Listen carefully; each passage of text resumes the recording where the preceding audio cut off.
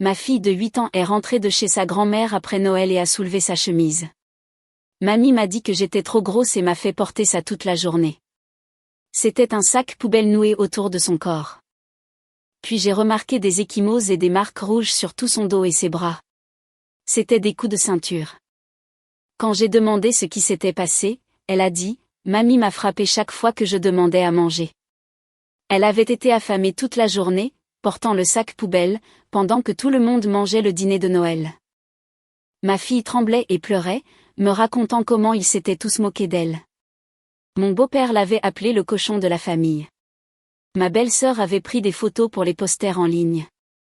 Je n'ai pas appelé la police tout de suite. Je ne leur ai pas envoyé de message. Je suis juste montée dans ma voiture avec les preuves, j'ai conduit jusqu'à la maison de ma belle-mère, et quand elle a ouvert la porte, toujours en riant, j'ai fait ça. Je l'ai montré debout juste derrière moi. La veille de Noël avait commencé comme d'habitude. Ma fille Ruby suppliait de m'aider à emballer les cadeaux tandis que de la musique de Noël jouait doucement en arrière-plan. Elle avait 8 ans, les yeux brillants et pleine de cette magie particulière que les enfants portent pendant les fêtes. Ses doigts tâtonnaient avec le ruban adhésif alors qu'elle essayait de faire des coins parfaits sur une boîte cadeau, sa langue dépassant de concentration. « Maman, tu penses que Mamie Beverly aimera l'écharpe que nous lui avons achetée ?» demanda Ruby, brandissant le paquet emballé pour inspection. J'ai souri et lui ai repoussé une mèche de cheveux noirs de son visage. « Je pense qu'elle l'adorera, mon cœur. » Ce que je ne savais pas alors, c'est que cette écharpe ne serait jamais ouverte. Ce Noël chez Beverly serait le dernier auquel nous assisterions. Que l'innocence de ma fille serait brisée d'une manière dont j'essaie encore de l'aider à guérir. Mon mari Trevor était parti tôt ce matin de Noël pour la maison de sa mère. Son travail exigeait qu'il travaille de nuit à l'hôpital où il était infirmier, et il avait enchaîné les doubles services toute la semaine. Le plan était assez simple. Trevor se rendrait chez ses parents en banlieue pour aider à préparer la réunion de famille. Ruby et moi les rejoindrions après le déjeuner, me laissant le temps de finir de cuisiner la cocotte de patates douces que Beverly m'avait spécifiquement demandé d'apporter. « J'aimerais que nous puissions tous y aller ensemble », dit Ruby alors que Trevor lui embrassait le front pour lui dire au revoir. « Je sais, ma puce, mais toi et maman serez là avant même de vous en rendre compte. Mamie est impatiente de te voir. » Trevor m'a serré la main avant de sortir dans le froid matin de décembre. Ruby avait toujours été une enfant en bonne santé. Elle ne l'était pas alors, mais elle n'était pas non plus en surpoids. C'était simplement une fille normale de 8 ans avec des joues rondes et cette douce apparence enfantine qui s'affinerait naturellement en grandissant. Mais j'avais remarqué les commentaires de Beverly au cours de l'année précédente. De petites remarques qui semblaient inoffensives en surface, mais qui cachaient du venin. Ruby a-t-elle vraiment besoin de se resservir, avait demandé Beverly à Thanksgiving, ses yeux perçants. Peut-être devrions-nous l'inscrire à des cours de danse, avait-elle suggéré lors d'un barbecue d'été en regardant Ruby jouer avec ses cousins. Trevor riait toujours de ses commentaires. C'est juste comme ça que maman est. Elle ne le pense pas méchamment, mais je savais mieux. J'avais grandi avec une mère critique moi-même, et je reconnaissais le schéma. Pourtant, Trevor insistait sur le fait que sa mère aimait Ruby, que la famille était importante, et que j'étais trop sensible. Alors, je mordais ma langue et maintenais la paix, ne voulant pas causer de friction dans mon mariage. Cet après-midi de Noël, Ruby portait sa robe de velours rouge préférée. Elle l'avait choisie elle-même au magasin, tournoyant devant le miroir de la cabine d'essayage jusqu'à en avoir le vertige. Je lui avais tressé les cheveux en tresses françaises et l'avais laissé porter les petites boucles d'oreilles en perles que ma grand-mère m'avait données. Elle était magnifique, et je le lui ai répété plusieurs fois pendant le trajet vers la maison de Beverly. « Tu es la plus jolie fille de la fête », ai-je dit, croisant son regard dans le rétroviseur. Elle a souri, ses 2 dents de devant encore légèrement trop grandes pour son visage. « Encore plus jolie que tante Mallory. » J'ai ri.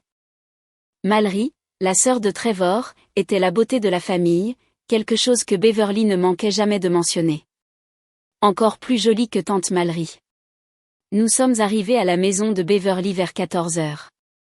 La vaste coloniale était décorée exactement comme elle l'avait été à chaque Noël depuis la dernière décennie. Des lumières blanches bordaient chaque fenêtre. Une couronne était accrochée à la porte d'entrée. À travers les fenêtres, je pouvais voir l'énorme sapin dans le salon, chargé d'ornements collectionnés pendant 30 ans de mariage. Beverly a ouvert la porte avec son sourire tendu habituel. C'était une petite femme, à peine 1,52 m, mais elle se tenait avec une autorité qui la faisait paraître plus grande. Ses cheveux argentés étaient parfaitement coiffés, son maquillage appliqué avec précision. Elle regarda Ruby avec une expression que je ne pouvais pas tout à fait déchiffrer. « Eh bien, tu as l'air chic », dit Beverly, bien que son ton suggérait que « chic » n'était pas nécessairement un compliment. « Joyeux Noël, mamie ». Ruby tendit le cadeau emballé qu'elle avait porté si soigneusement. Beverly le prit sans grande cérémonie et le posa sur la table d'entrée. Tout le monde est dans le salon. « Ruby, pourquoi ne vas-tu pas jouer avec tes cousins au sous-sol » J'ai tendu à Beverly la cocotte de patates douces tandis que Ruby s'éloignait vers les escaliers du sous-sol. La maison sentait le dinde rôti et la cannelle. Des voix et des rires résonnaient de diverses pièces. Trevor est apparu de la cuisine, me donnant un rapide câlin avant d'être entraîné par son père pour aider à quelque chose dans le garage. L'après-midi s'est déroulé comme ces réunions de famille le faisaient généralement. Les adultes se regroupaient en petits groupes discutant du travail, de la politique et de ce que faisaient les enfants de chacun. Je me suis retrouvée piégée dans une conversation avec Patricia, la tante de Trevor, à propos de sa récente croisière, tout en calculant mentalement quand il serait approprié de partir. Vers 16 h, j'ai réalisé que je n'avais pas vu Ruby depuis un moment. Je me suis excusée et suis allée vérifier au sous-sol où les enfants jouaient habituellement. Les cousins de Ruby étaient là, construisant quelque chose avec des blocs, mais Ruby n'était pas parmi eux. « Vous avez vu Ruby ?» ai-je demandé au neveu de Trevor, un enfant de 10 ans nommé Cole. Il haussa les épaules sans lever les yeux de son projet de construction. Mamie l'a emmené à l'étage il y a un moment. Une étrange sensation s'est installée dans mon estomac, mais je l'ai repoussée. Peut-être que Beverly montrait quelque chose à Ruby dans sa salle de couture ou que Ruby aidait à la préparation du dessert. J'ai monté les escaliers et j'ai commencé à vérifier les pièces, appelant doucement le nom de Ruby. J'ai trouvé Beverly dans la chambre principale, près du placard. Elle s'est retournée quand je suis entrée et quelque chose dans son expression m'a glacé le sang. « Où est Ruby ?» ai-je demandé immédiatement. « Elle va bien. Elle est dans la chambre d'amis. » La voix de Beverly était sèche. Elle était perturbatrice, alors je lui ai donné un peu de temps pour se calmer. Je n'ai pas attendu d'explications supplémentaires. J'ai dépassé Beverly et je suis allée dans la chambre d'amis au bout du couloir. La porte était fermée. J'ai tourné la poignée et suis entrée. Ruby était assise par terre près du lit, le dos contre le mur, mais ce que j'ai vu a fait basculer le monde de côté. Elle portait ce qui semblait être un grand sac poubelle noir noué autour de sa taille avec de la ficelle de cuisine. Le plastique crépitait quand elle bougeait.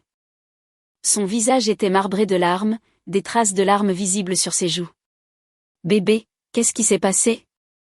Je me suis précipitée à ses côtés, mes mains travaillant déjà pour dénouer la ficelle. La voix de Ruby est sortie petite et brisée. « Mamie a dit que j'étais trop grosse. Elle m'a fait porter ça toute la journée. » Le sac poubelle est tombé, et j'ai aidé Ruby à se lever. C'est là que j'ai vu ses bras. Des marques rouges entouraient ses poignets là où le plastique avait frotté. Et il y avait d'autres marques aussi, plus foncées, qui ressemblaient à des ecchymoses en formation.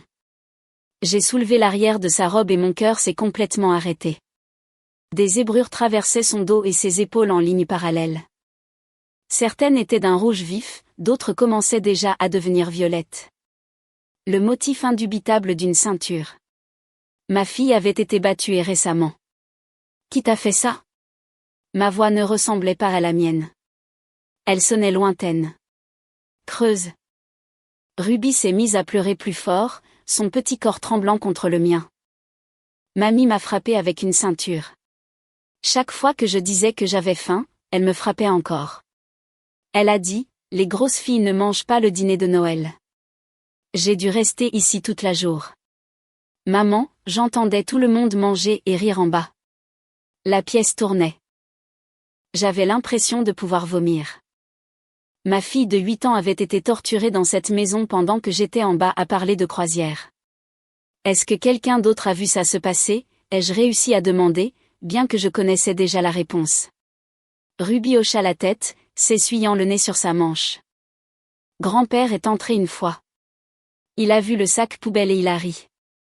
Il m'a appelé le cochon de la famille. Tante Mallory a pris des photos avec son téléphone. Elle a dit qu'elle allait montrer à tout le monde à l'école à quoi je ressemblais vraiment. Quelque chose en moi s'est brisé. Ce n'étaient pas des étrangers.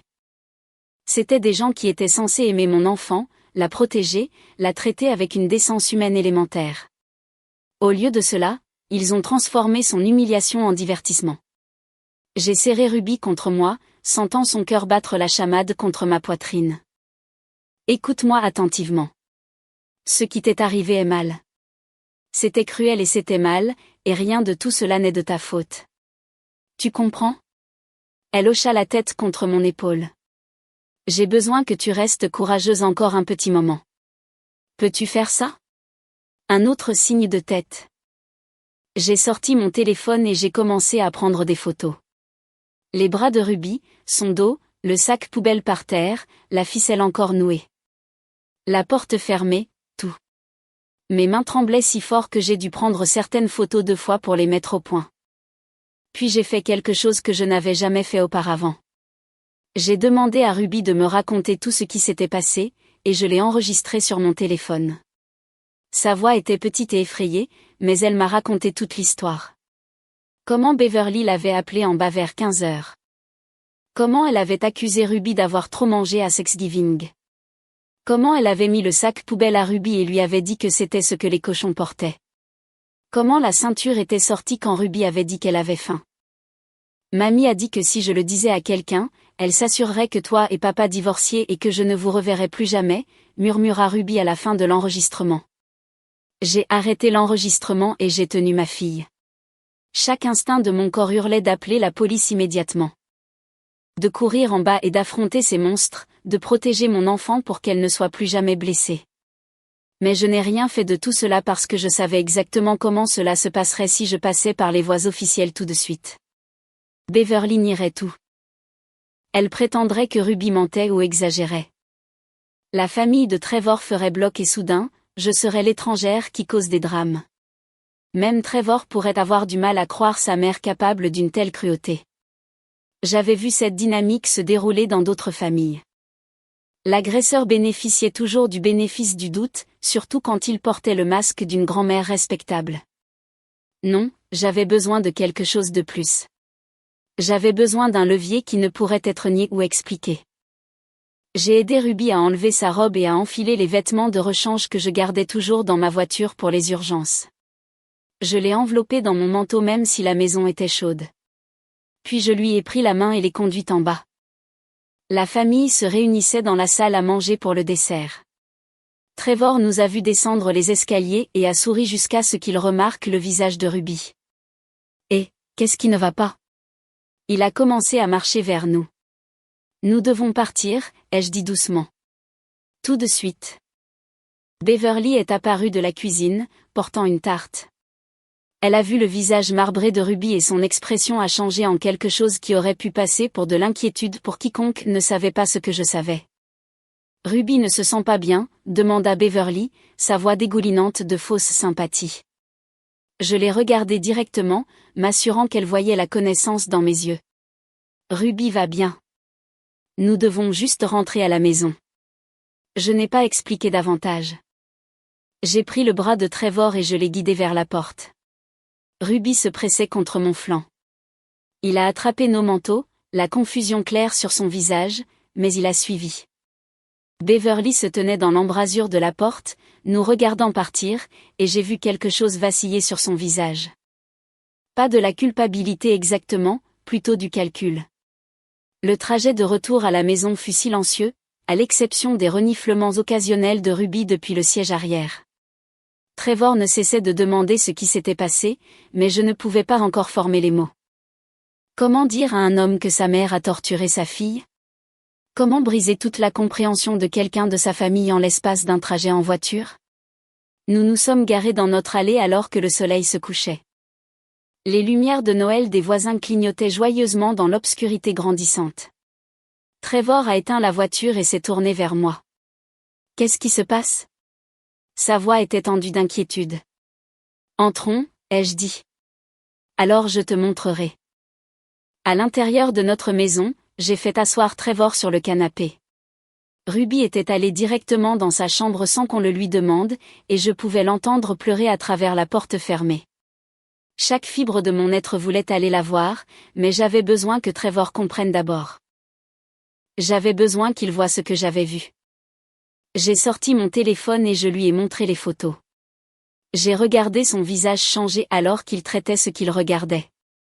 La confusion a fait place au choc, puis à l'incrédulité, puis à quelque chose de plus sombre que je voyais rarement chez mon doux mari. D'où viennent ces choses? Sa voix était à peine un murmure. De la maison de ta mère. Il y a environ 1 heure. J'ai joué l'enregistrement du témoignage de Ruby. Trevor a tout écouté sans bouger. Quand il a fini, il s'est levé brusquement et s'est dirigé vers la fenêtre. Ses épaules étaient rigides. Ses mains serrées en poing. Pendant un long moment, il n'a rien dit. Ma mère ne ferait pas ça, a-t-il commencé, puis il s'est arrêté parce que même en le disant, il savait que ce n'était pas vrai. Tous ces petits commentaires au fil des ans ont été soudainement recontextualisés. Toutes ces fois où j'avais dit que Beverly était trop critique, il avait ignoré mes préoccupations. Le schéma était là depuis le début, et il avait choisi de ne pas le voir. J'ai besoin d'aller voir Ruby, ai-je dit doucement. Trevor hocha la tête sans se retourner. Je l'ai laissé debout à la fenêtre et je suis allé dans la chambre de notre fille. J'ai frappé doucement avant d'entrer. Ruby était recroquevillée sur son lit, portant toujours mon manteau. Je me suis allongée à côté d'elle et je l'ai tenue pendant qu'elle pleurait. J'ai murmuré tout ce que j'aurais voulu qu'on me dise quand j'étais jeune et que je devais faire face à ma propre mère critique. Qu'elle était parfaite exactement comme elle était. Que le problème n'était pas son corps, mais la cruauté des autres. Que la blessure infligée par la famille ne la rend pas moins réelle. Finalement, ses larmes se sont ralenties. Elle s'est endormie dans mes bras, épuisée par le traumatisme. Je suis restée avec elle jusqu'à ce que j'entende les pas de Trevor dans le couloir. Il est apparu dans l'embrasure de la porte, son visage dévasté. J'ai appelé mon père, dit Trevor doucement. Je lui ai dit que nous venions, que nous devions parler de ce qui était arrivé à Ruby. Je me suis délicatement dégagée de Ruby endormie et j'ai rejoint Trevor dans le couloir, refermant la porte derrière moi. Qu'est-ce qu'il a dit, ai-je demandé. Il a essayé d'en rire, a dit que Ruby avait probablement mal compris quelque chose. Que les enfants exagèrent. La mâchoire de Trevor s'est contractée. Puis je lui ai dit que j'avais des photos et des enregistrements et il s'est tu.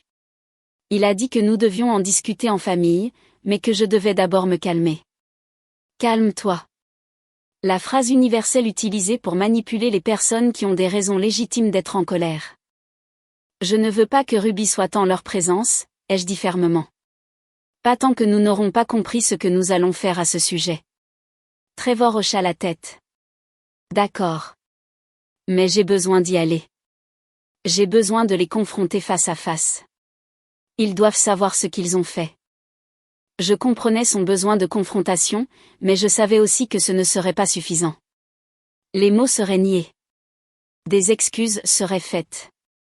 Beverly pleurerait et jouerait la victime.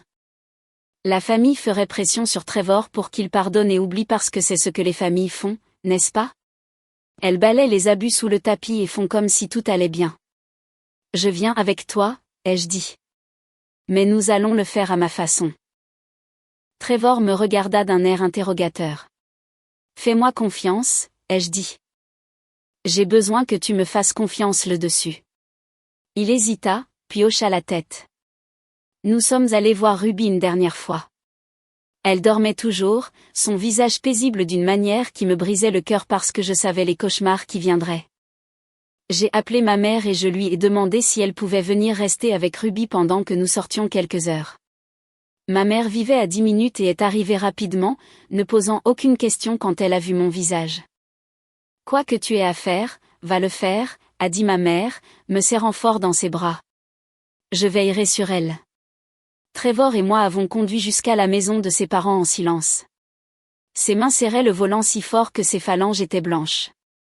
Je continuais à revoir mon plan, m'assurant de n'avoir rien oublié. Il ne s'agissait pas seulement de confrontation. Il s'agissait de protection, de s'assurer que Ruby ne serait plus jamais blessée par ces personnes. Nous nous sommes arrêtés devant la maison à 20h. Les lumières de Noël semblaient obscènes maintenant. Toute cette illumination joyeuse cachant une telle obscurité.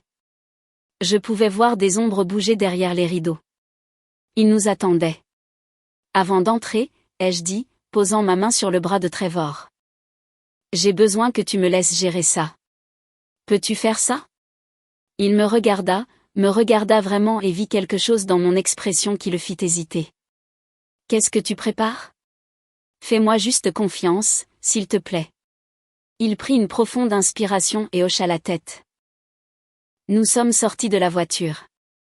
L'air nocturne était glacial, et notre souffle sortait en petites bouffées blanches. J'ai cherché dans mon sac à main et j'ai sorti mon téléphone, vérifiant une dernière fois que tout était prêt. Puis j'ai sonné à la porte. Beverly a répondu en quelques secondes. Elle nous avait clairement surveillés. Ses yeux sont allés de Trevor à moi et vice-versa. Elle portait toujours sa tenue de Noël, toujours parfaitement apprêtée, toujours maintenant cette façade de respectabilité. Trevor, mon chéri, entre. Parlons-en rationnellement. Elle recula pour nous laisser entrer. La maison ressemblait exactement à ce qu'elle était quelques heures auparavant. Le sapin scintillait toujours. La couronne était toujours parfaitement accrochée. La seule différence était la tension dans l'air, assez épaisse pour étouffer. Le père de Trevor est apparu du salon. Derrière lui, je pouvais voir Mallory et son mari et Patricia. Toute la famille s'était réunie pour cela.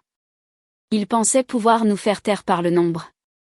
C'est ridicule, commença Beverly, sa voix prenant ce ton aigu que je reconnaissais. Ruby est une enfant dramatique. Elle s'est probablement éraflée en jouant et a inventé toute cette histoire pour attirer l'attention. J'ai regardé la mâchoire de Trevor se serrer, je l'ai vu commencer à répondre. Mais j'ai levé la main, l'arrêtant. C'était mon moment. Beverly, ai-je dit, ma voix calme et froide. Je veux que vous réfléchissiez très attentivement à ce que vous allez dire ensuite car j'ai quelque chose qui va changer cette conversation. J'ai sorti mon téléphone et j'ai ouvert mon email.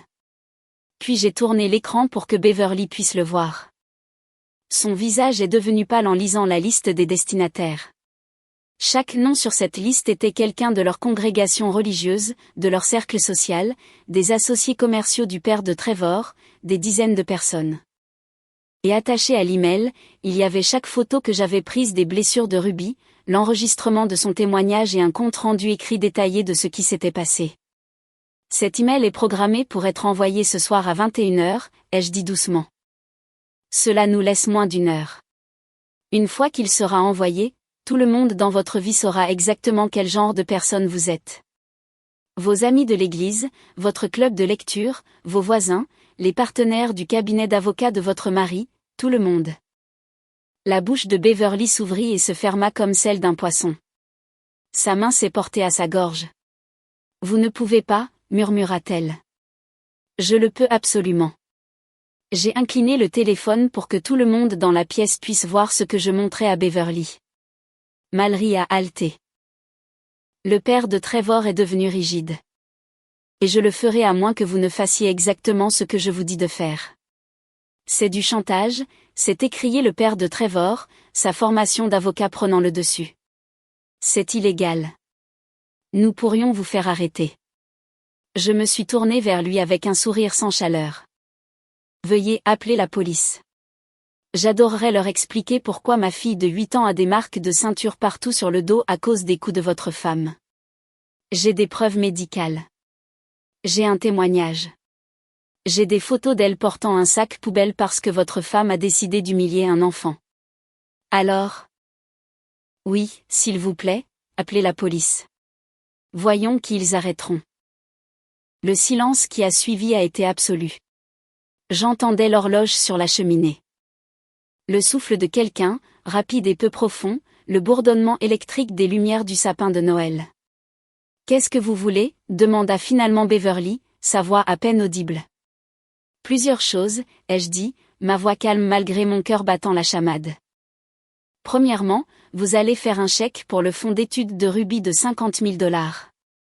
Considérez cela comme une compensation pour la thérapie dont elle aura besoin après ce que vous lui avez fait. 50 000 $? Le père de Trevor a explosé. C'est absurde. C'est non négociable, ai-je répondu. Deuxièmement, vous n'aurez aucun contact avec Ruby à partir de maintenant. Pas de visite, pas d'appel, pas de carte d'anniversaire, rien. Si vous la voyez lors d'un événement familial inévitable, vous resterez de l'autre côté de la pièce. Vous n'avez pas le droit de lui parler ni de parler d'elle. Les yeux de Beverly se sont remplis de larmes, mais ce n'étaient pas des larmes de remords. C'étaient des larmes de rage d'être acculée. C'est ma petite fille. C'était votre victime, ai-je corrigé. Troisièmement, Mallory supprimera toutes les photos qu'elle a prises de Ruby aujourd'hui et n'en parlera à personne. Si je découvre qu'elle a partagé ces images ou parlé de ce qui s'est passé, l'email sera envoyé de toute façon. Mallory hocha rapidement la tête, sortant déjà son téléphone avec des mains tremblantes. J'ai regardé alors qu'elle supprimait les photos, m'assurant qu'elles allaient aussi dans le dossier des éléments récemment supprimés. Quatrièmement, ai-je continué, vous direz au reste de la famille que Ruby ne se sent pas bien et n'assistera pas aux futures réunions.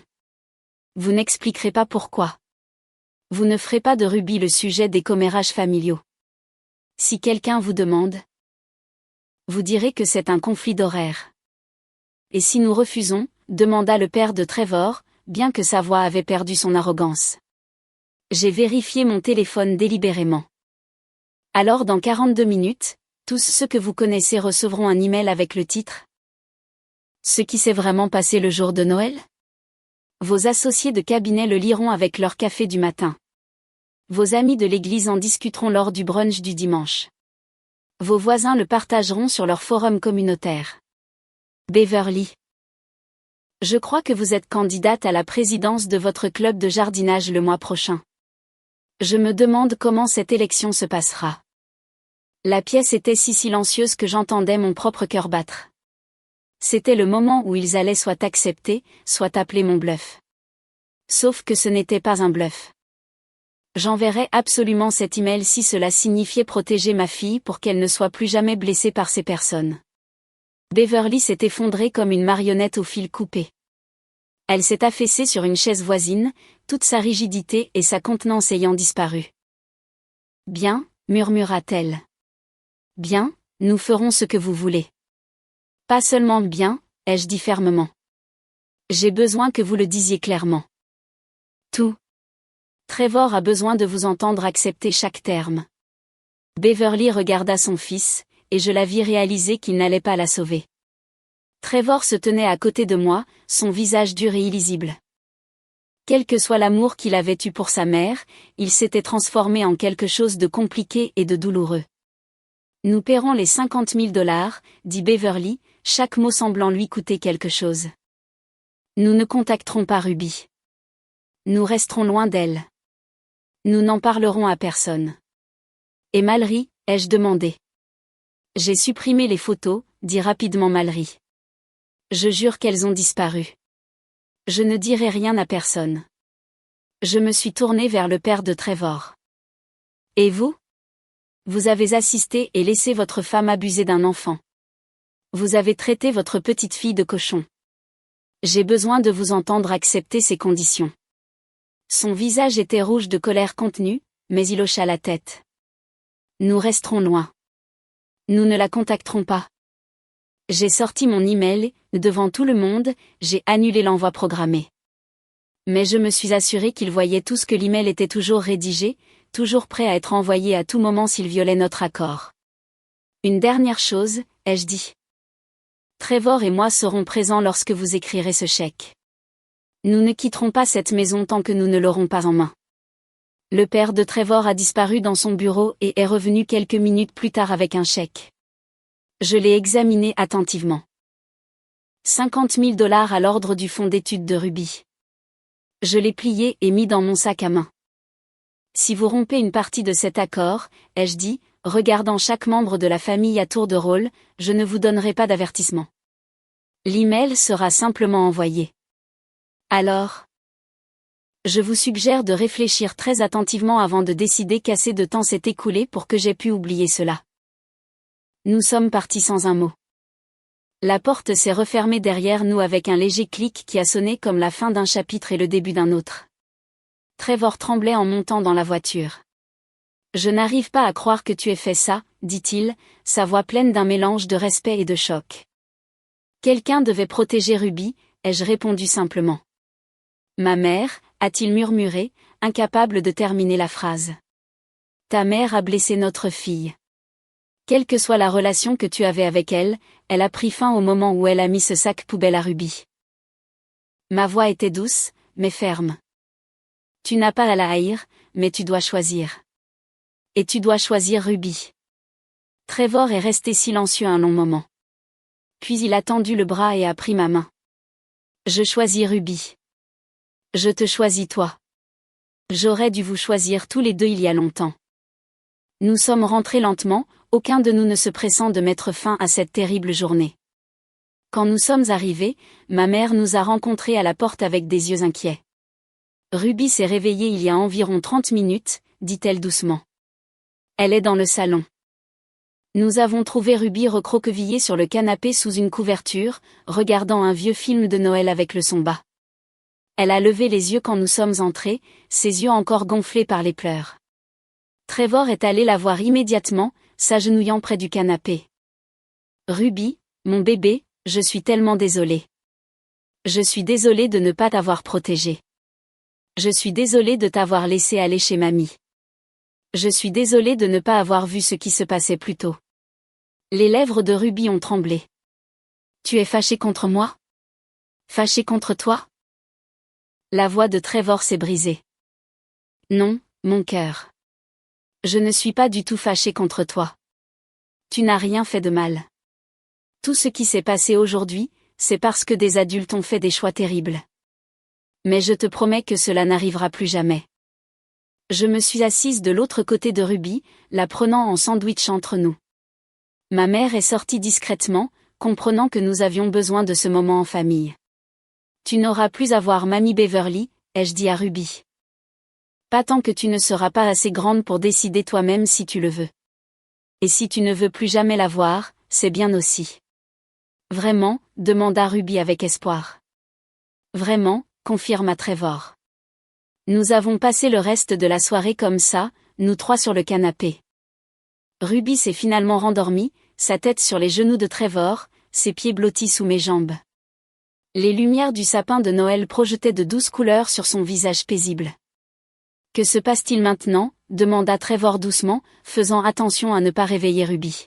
« Maintenant, nous nous concentrons sur Ruby, » ai-je dit. Nous lui trouvons un bon thérapeute.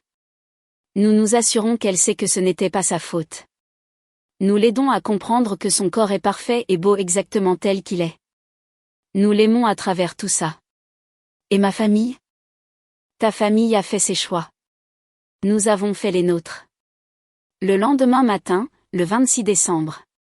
Le chèque que Beverly avait écrit a été déposé dans le fonds d'études de Ruby avant même que la banque ne finisse son heure de pointe matinale. J'ai tout documenté ce qui s'était passé dans un journal détaillé, y compris des photos, des enregistrements et des témoignages écrits. J'ai stocké des copies à plusieurs endroits.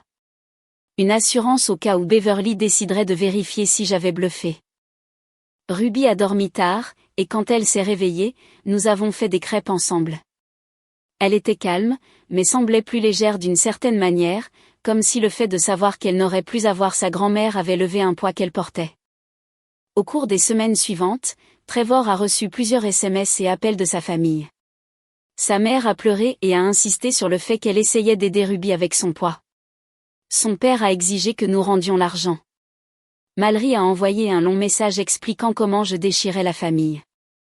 Chaque message est resté sans réponse. Finalement, ils ont cessé.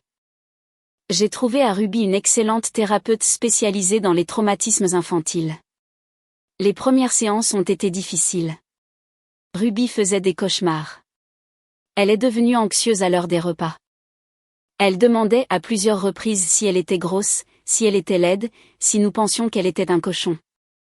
Chaque question était comme un couteau dans mon cœur. Mais lentement, avec l'aide professionnelle et des réassurances constantes, Ruby a commencé à guérir. Elle a recommencé à manger normalement. Ses cauchemars ont diminué. Elle a même recommencé à sourire davantage. Ce sourire sincère qui montrait ses 2 grandes dents de devant. 3 mois après ce terrible Noël, Ruby est venue me poser une question. Nous préparions le dîner ensemble, quelque chose que nous avions commencé à faire régulièrement pour l'aider à reconstruire une relation saine avec la nourriture. « Maman, tu vas envoyer cet email un jour ?» demanda-t-elle prudemment, en remuant la sauce-pâte. J'ai réfléchi attentivement à ma réponse.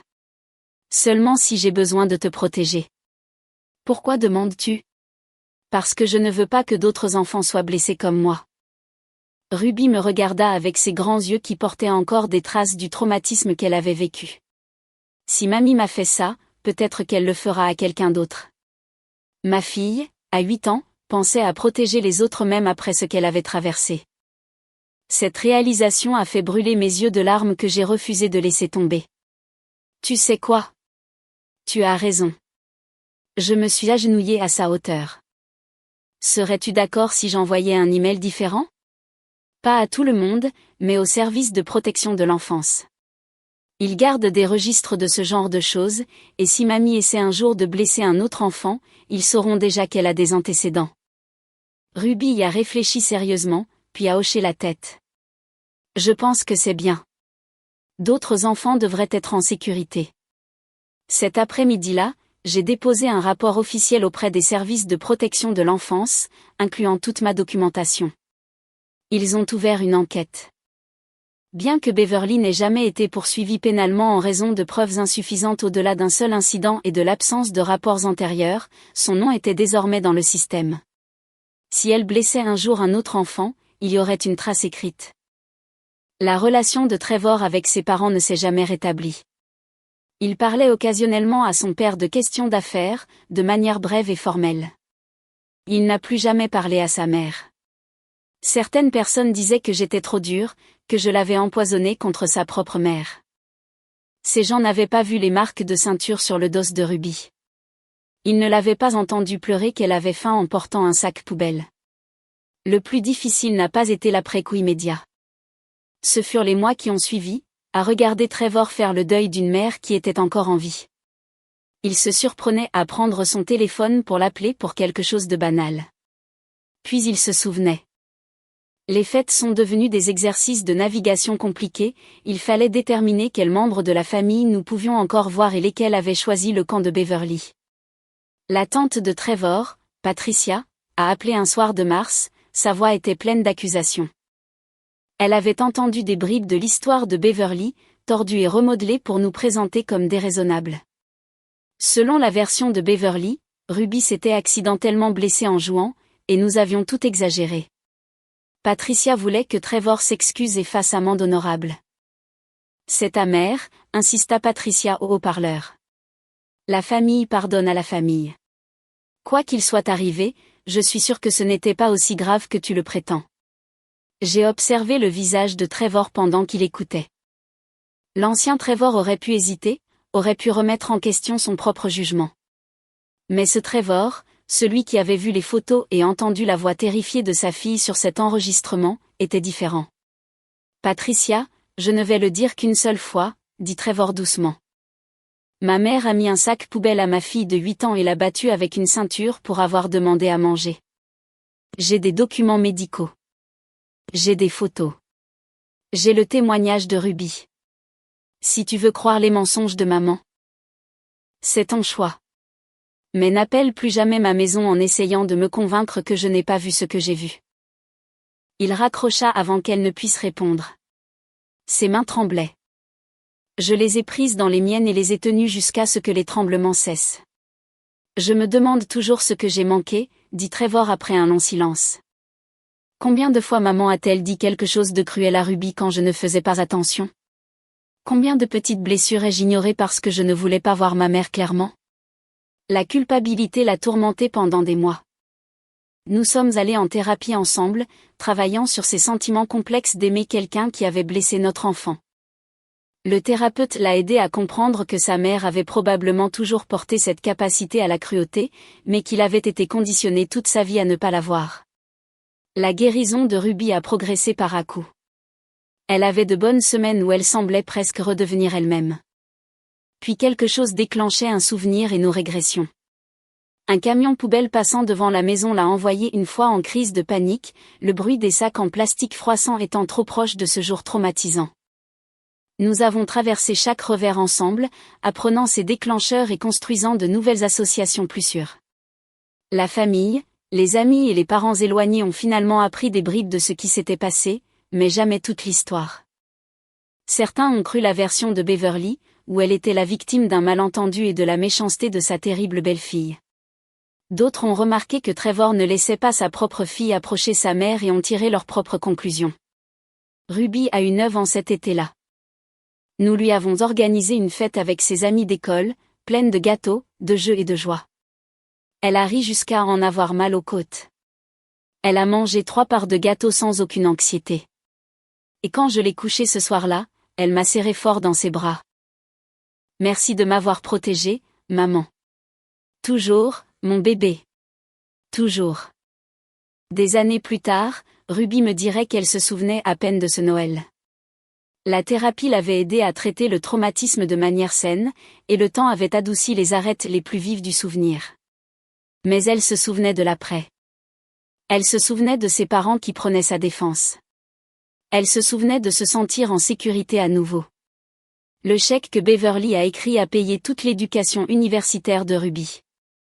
Elle a obtenu son diplôme avec mention, sans dette, et est devenue psychologue pour enfants, spécialisée dans les traumatismes familiaux. Ma fille a transformé le pire jour de son enfance en une vocation pour aider les autres. Beverly est décédée quand Ruby avait 25 ans. Trevor est allé aux funérailles et je l'ai accompagné pour le soutenir, bien que Ruby ait choisi de rester à la maison. Au service, plusieurs personnes ont approché Trevor avec des condoléances et des souvenirs de la merveilleuse femme qu'avait été sa mère. Il a accepté leurs mots poliment, mais n'a rien dit lui-même. Debout devant la tombe de sa mère, Trevor a finalement parlé.